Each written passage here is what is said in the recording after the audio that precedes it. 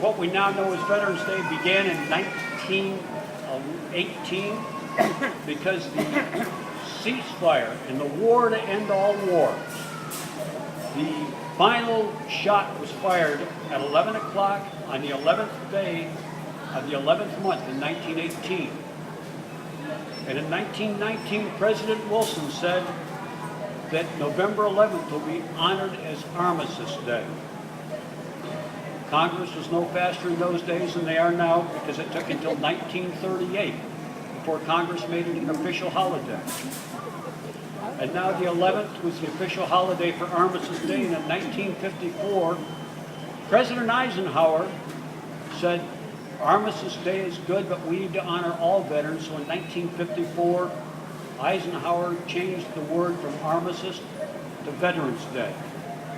And he said, in part of that, in order to ensure proper and widespread observance, all veterans organizations, and the entire citizenry will wish to join hands in a common purpose.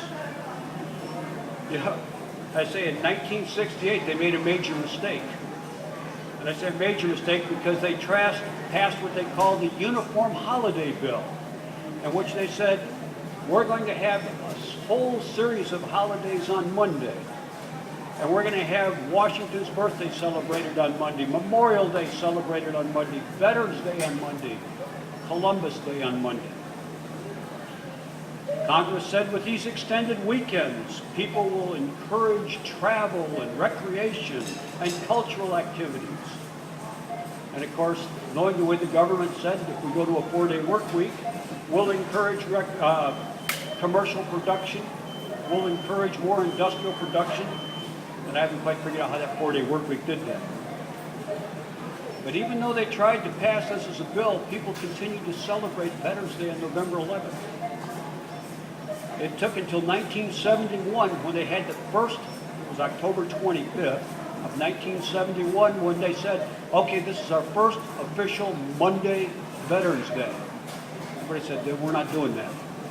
So in 1975, Gerald Ford passed a law and said, no, we're returning to Veterans Day to November 11th where it rightfully belongs. And that was supported by virtually every legislature, congressman, and the citizenry of this country. Every veterans organization, they said, November 11th is right. You know, as we pause and we pay tribute to our veterans, I'm reminded of the words of Cynthia Ozek, who said, we often take for granted the very things that deserve our gratitude. And you know, today is November 11th, Veterans Day. This is a day we choose to honor our veterans. We choose to honor our living veterans from the latest generation to the greatest generation. This nation chooses today, but in reality, you know, we should choose every day. What we do to honor our veterans sometimes, you know, every day of the week, a simple thank you is enough. Where it's been said truthfully, you know, it's the soldier. It's not the reporter who gives us freedom of the press. It's the soldier, not the poet, who gives us freedom of speech. It's a soldier, not the agitator, that gives us the freedom to protest. It's a soldier who salutes the flag. The soldier who serves under the flag. Our first Commander-in-Chief, General George Washington, said the willingness with which our young people fight in any war, no matter how justified, will be directly proportional to how they perceive that the veterans of previous wars are treated by their country and how well appreciated they were.